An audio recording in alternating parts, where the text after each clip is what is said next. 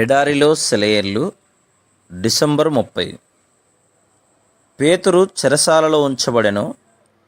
సంఘమైతే అతని కొరకు అత్యాసక్తితో దేవునికి ప్రార్థన చేయుచుండెను. అపోస్తుల కార్యములు 12:5. పేతురు మరణం కోసం ఎదురుచూస్తూ చెరసాలలో ఉన్నాడు. అతన్ని విడిపించడానికి సంఘానికి మానవపరంగా అధికారం కానీ శక్తి కానీ లేవు. లోక సంబంధమైన సహాయం లేదు. అయితే పరలోకపు సహాయం ఉంది.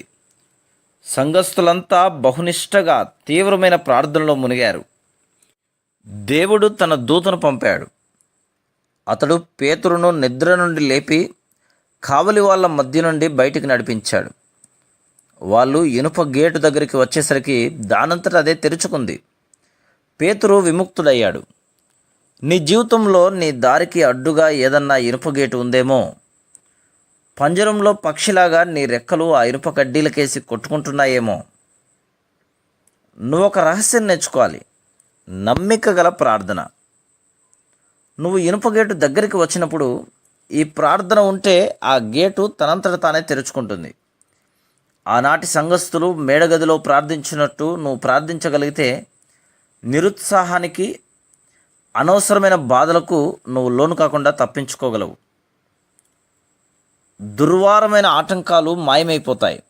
నీ స్వంత విశ్వాసంతో కాక దేవుడిచ్చిన విశ్వాసంతో ప్రార్థించడం నేర్చుకుంటే ప్రతికూల పరిస్థితులు చక్కబడతాయి. మార్కు సువార్త 11:22. చెరసాలలో ఉన్న ఆత్మలెన్నో ఏళ్ల తరబడి గేటు తెరుచుకోవాలని ఎదురు చూస్తున్నాయి. క్రీస్తులోని ప్రియులు, సైతాను బంధకాల్లో ఉన్నవారు నమ్మికతో కూడిన నీ ప్రార్థన వల్ల విముక్తులవుతారు. అత్యవసర పరిస్థితుల్లో అత్యాసక్తితో ప్రార్థించాలి. మనిషి మొత్తంగా ప్రార్థనగా రూపొందాలి. కర్మేలుపై ఏలియా నేలముట్టుకు వంగి తన మోకాళ్ళ మధ్య తలను పెట్టుకొని ప్రార్థించాడు. అది ప్రార్థన అంటే. మనిషే ప్రార్థనగా మారాడు. వ్యక్తిత్వమంతా దేవునితో లీనమైంది. మాటలేవి ఉచ్చరించలేదు. మాటల్లో ఇముడనంత ఆవేదనాపూరితంగా ఉంటుంది ప్రార్థన. ఒక్కోసారి దేవునితో ఐక్యమై దుష్టశక్తులకు వ్యతిరేకంగా పోరాడుతూ ఉంటుంది.